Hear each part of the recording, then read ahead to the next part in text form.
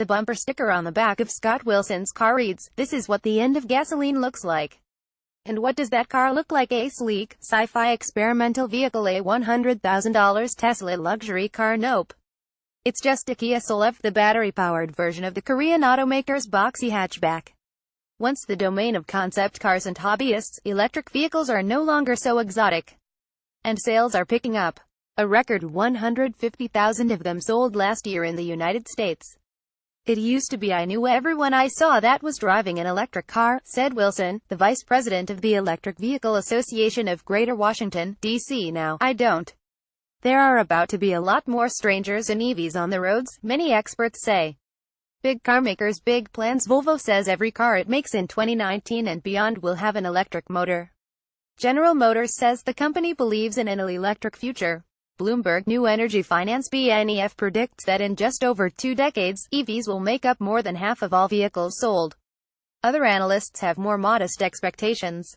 But even ExxonMobil sees EVs topping 10% of the market by 2040. Automakers hit a significant milestone in the past year.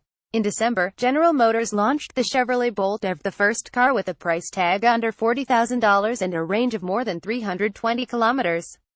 Automakers hit a significant milestone in the past year.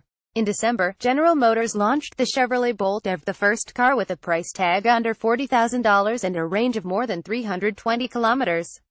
That range is basically double anything else that's available at a comparable price, said Chevrolet spokesman Fred Liggery. Those figures do wonders for getting beyond what's known as range anxiety, potential buyers' fear of draining the battery before reaching their destination. A third of buyers have never owned an electric vehicle before. They went from an internal combustion engine vehicle right into pure electric, an encouraging sign, Liggery said. The Bolt's performance has impressed critics as well. Motor Trend magazine named the Bolt the 2017 Car of the Year. The Bolt beat industry upstart Tesla to the mid-price market. A modest 15,000 or so have been sold so far. But nearly 500,000 people have ordered the Tesla Model 3, the company's entrant into the mass market, despite long waits and slow production. Those are signals that there's unmet demand for some of these new technologies, said the World Resources Institute's Elliot Metzger. Electrification is cheaper than ever as the price of lithium-ion batteries plummets faster than analysts expected.